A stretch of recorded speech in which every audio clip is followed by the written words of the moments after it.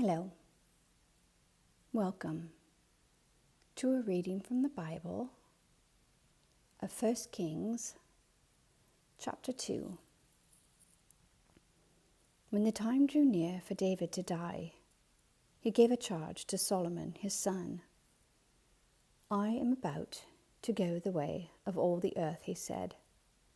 So be strong, act like a man, and observe what the Lord your God requires. Walk in obedience to him, and keep his decrees and commands, his laws and regulations, as written in the law of Moses. Do this so that you may prosper in all you do and wherever you go, and that the Lord may keep his promise to me. If your descendants watch how they live, and if they walk faithfully before me with all their heart and soul, you will never fail to have a successor on the throne of Israel. Now you yourself know what Joab, son of Zeruiah, did to me, what he did to the two commanders of Israel's armies, Abner, son of Ner, and Amasa, son of Jether. He killed them, shedding their blood in peacetime, as if in battle. And with that blood he stained the belt around his waist and the sandals on his feet. Deal with him according to your wisdom, but do not let his grey head go down to the grave in peace. But show kindness to the sons of Barzillai of Gilead, and let them be among those who eat at your table. They stood by me when I fled from your brother Absalom. And remember, you have with you Shimei, son of Gera, the Benjamite from Bahurim, who called down bitter curses on me the day I went to Mahanaim. When he came down to meet me at the Jordan, I swore to him by the Lord, I will not put you to death by the sword. But now do not consider him innocent. You are a man of wisdom. You will know what to do to him. Bring his grey head down to the grave in blood. Then David rested with his ancestors and was buried in the city of David. He had reigned 40 years over Israel, 7 years in Hebron and 33 in Jerusalem. So Solomon sat on the throne of his father David, and his rule was firmly established. Now Adonijah, the son of Haggith, went to Bathsheba, Solomon's mother. Bathsheba asked him, Do you come peacefully? He answered, Yes, peacefully. Then he added, I have something to say to you. You may say it, she replied. As you know, he said, the kingdom was mine. All Israel looked to me as their king. But things changed, and the kingdom has gone to my brother, for it has come to him from the Lord. Now I have one request to make of you. Do not refuse me. You may make it, she said. So he continued, Please ask King Solomon, he will not refuse you, to give me Abishag, the Shunammite, as my wife. Very well, Bathsheba replied. I will speak to the king for you. When Bathsheba went to King Solomon to speak to him for Adonijah, the king stood up to meet her, bowed down to her, and sat down on his throne. He had a throne brought for the king's mother, and she sat down at his right hand.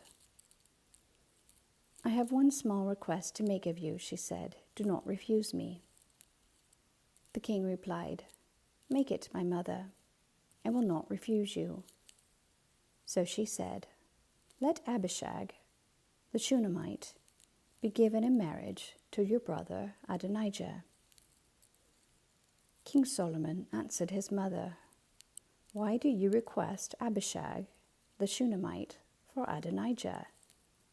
You might as well request the kingdom for him. After all, he is my older brother. Yes, for him and for Abiathar the priest, and Joab son of Zeruiah. Then King Solomon swore by the Lord, "May God deal with me, be it ever so severely, if Adonijah does not pay with his life for this request. And now, as surely as the Lord lives, he who has established me securely on the throne of my father David, and has founded a dynasty for me as he promised, Adonijah shall be put to death today." So King Solomon gave orders to Benaiah, son of Jehoiada, and he struck down Adonijah, and he died. To Abiathar the priest, the king said, "Go back to your fields in Anathoth. You deserve to die, but I will not put you to death now, because you carried the ark of the sovereign Lord before my father David, and shared all my father's hardships." So Solomon removed Abiathar from the priesthood of the Lord, fulfilling the word the Lord had spoken at Shiloh about the house of Eli. When the news reached Joab, who had conspired with Adonijah, though not with Absalom, he fled to the tent of the Lord and took hold of the horns of the altar. King Solomon was told that Joab had fled to the tent of the Lord and was beside the altar. Then Solomon ordered Benaiah, son of Jehoiada, "Go, strike him down." So Benaiah entered the tent of the Lord and said to Joab, "The king says, 'Come out.'" But he answered, "No, I will die here." Benaiah reported to the king, "This is how Joab answered me." Then the king commanded Benaiah, "Do as he says. Strike him down and bury him, and so clear me and my whole family of the guilt of the innocent blood that Joab shed. The Lord will repay him for the blood he shed, because without my father David knowing it, he attacked 2 men and killed them with the sword.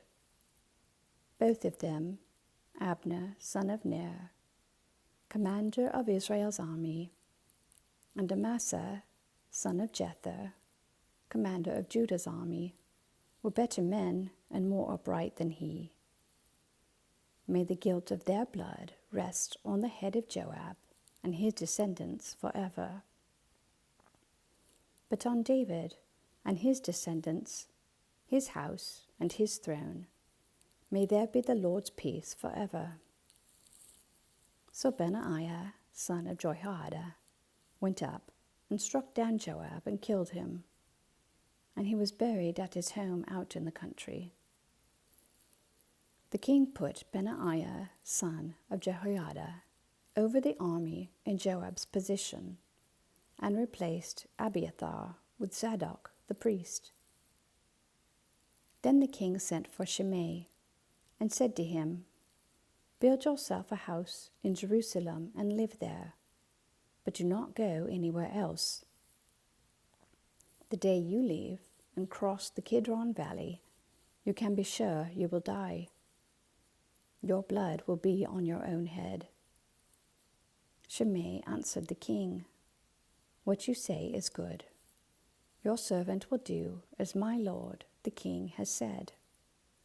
And Shimei stayed in Jerusalem for a long time. But 3 years later, 2 of Shimei's slaves ran off to Achish, son of Maacah, king of Gath, and Shimei was told, "Your slaves are in Gath." At this he saddled his donkey and went to Achish at Gath in search of his slaves. So Shimei went away and brought the slaves back from Gath. When Solomon was told that Shimei had gone from Jerusalem to Gath and had returned, the king summoned Shimei and said to him, Did I not make you swear by the Lord and warn you? On the day you leave to go anywhere else, you can be sure you will die. At that time you said to me, what you say is good, I will obey. Why then did you not keep your oath to the Lord and obey the command I gave you? The king also said to Shimei, you know in your heart all the wrong you did to my father David. Now the Lord will repay you for your wrongdoing. But King Solomon will be blessed, and David's throne will remain secure before the Lord forever. Then the king gave the order to Benaiah, son of Jehoiada, and he went out and struck Shimei down, and he died. The kingdom was now established in Solomon's hands. Amen. Thank you for listening.